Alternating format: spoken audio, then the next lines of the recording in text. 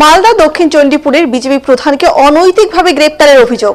Police তৃণমূলের চাপে প্রধানকে গ্রেপ্তার করেছে। মানিকচকে বিজেপির দলীয় কার্যালয়ে সেদিনের ঘটনার সিসিটিভি ফুটেজ প্রকাশ করে সাংবাদিক সম্মেলন করে দাবি জানালেন দক্ষিণ মালদার জেলা বিজেপি সাধারণ সম্পাদক গৌরচন্দ্র মণ্ডল। মহিলা পঞ্চায়েত সদস্যকে কোনো মারধর করা হয়নি, পাল্টা তার ছেলে বঙ্কিম মারধর করেছে অন্যান্য পঞ্চায়েত সদস্যকে।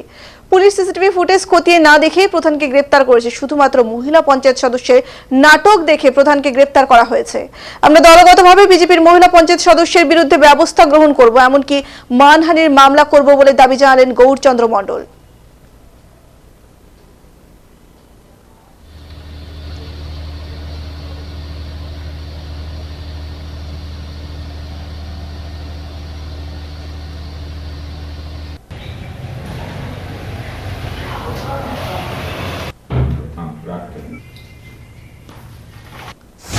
তারিখের যে মেম্বারদের মধ্যে সমস্যা হয়েছিল এই পার্টি অফিসেই বসা হয়েছিল তাদেরকে নিয়ে, কিন্তু ঘটনাটা হচ্ছে যে পঞ্চায়েত সদস্য উত্তরকর্মা প্রতিমণ্ডল ছেলে এবং ওর যে বঙ্কিমের শ্বশুর যা অভিনয় করলো, দলকে কালিমালিপ্ত করলো, এটা মানা যায় না। দল কখনোই মেনে নেবে। দলকে নিছকে মিথ্যা নাটক করে, মিথ্যা অভিনয় করে দলটাকে বিপদে ফেলার চেষ্টা করেছে বা চেষ্টা করেছে, এবং সেই হিসাবে দলেরই প্রধান তার নাটকে, অভিনয়ে, মিথ্যা মামলায় আজকে হয়তো জেলে আছে। এইখানে উনি উল্লেখ করেছেন, তার কমপ্লেন করেছেন, কিছু কিছু মিথ্যা কথা তিনি কমপ্লেন করেছেন। সিসিটিভি সর্বপ্রথম বলবো, উনি বলেছেন যে মহাশয়ের নিকট বিধেয় প্রার্থনা উক্ত অফিস রুমে সিসিটিভি ক্যামেরা হইতে সমস্ত ঘটনা ভিডিও ফুটেজ কালেক্ট করিয়া বাকি দুষ্কৃতি সহ উপযুক্ত দুষ্কৃতিগণের বিরুদ্ধে উপযুক্ত ব্যবস্থা গ্রহণ করলে ভালো হয়। উনি ভালো করেছেন। সিসিটিভি ফুটেজ দেওয়া হলো আপনাদেরকে। উনি কি করেছেন, ভিডিও রেকর্ডিং উনার স্বার্থে করেছেন। ফুল ভিডিও রেকর্ডিং আপনাদেরকে দেওয়া হচ্ছে, থানাতেও দিয়েছে। এখানে উল্লেখ করেছেন অমল চৌধুরীর বুট পকেট থেকে 1800 টাকা। এটা হচ্ছে বঙ্কিমের শ্বশুর এবং প্রতিমা বিহার, যিনি আমাদের পঞ্চায়েত সদস্য। এখানে 1800 টাকা সিসিটিভি ফুটেজে উল্লেখ আছে। দেখা যাচ্ছে যে কেউ তার কাছে টাকা নেয়নি।